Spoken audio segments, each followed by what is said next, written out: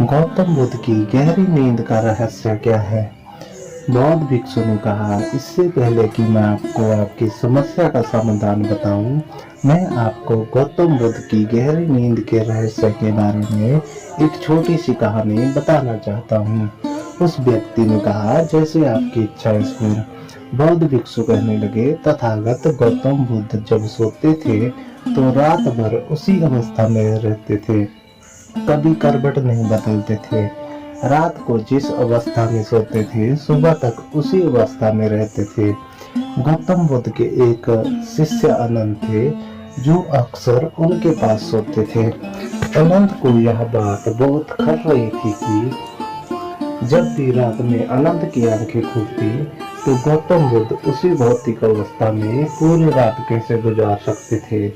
तो वह हमेशा जानता था कि गौतम बुद्ध एक ही अवस्था में सो रहे हैं। यह बात उनके मन में कई सवाल पैदा की, लेकिन एक दिन भिक्षु आनंद अपनी जिज्ञासा को रोक नहीं पाए और वह गौतम बुद्ध के पास गए।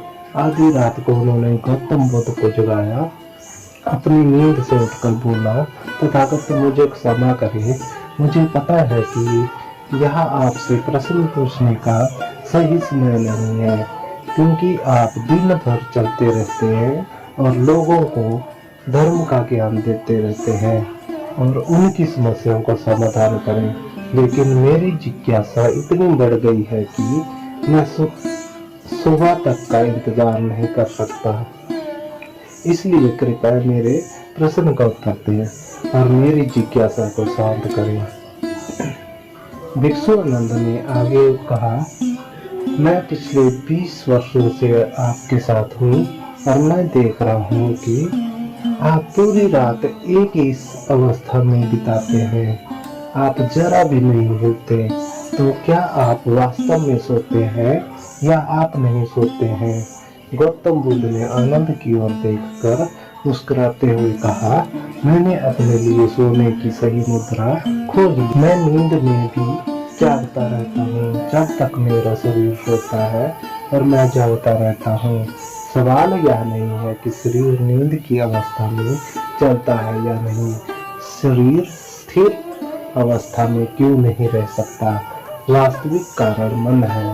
मन ही है जो शांत और स्थिर नहीं रह पाता, और यही कारण है कि हम नींद की अवस्था में भी अपने शरीर को हिलाते रहते हैं।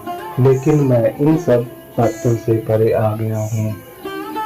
अब मुझ में मन जैसा कुछ नहीं बचा। जब मैं सोता हूँ तो मेरा शरीर मुर्दे जैसा हो जाता है, मन जैसा कुछ नहीं रहता। अनंत, क्या आपने कभी किसी मृत शरीर को अपनी अवस्था बदलते हुए देखा है? गहरी नींद की अवस्था में भी यह सारा काम हमारा मन ही करता है। एक बार मन स्थिर हो जाए, मन शांत हो जाए तो आपका शरीर गहरे में चला जाएगा, सो जाएगा, लेकिन तुम भीतर से जाग जाओगे। भीतर से तुम सब कुछ अनुभव कर पाओगे। सोने के बाद भी अपनी जागरूकता एक छोटे से जलते हुए दीपक की तरह निरंतर प्रज्वलित होगा। कहानी समाप्त करने के बाद गौतम भिक्षु ने अमीर आदमी से कहा, एक प्रबुद्ध व्यक्ति न केवल अपने शरीर को पूरी जागरूकता के साथ देखता है, बल्कि वह अपने मन को भी पूरी जागरूकता के साथ देखता है।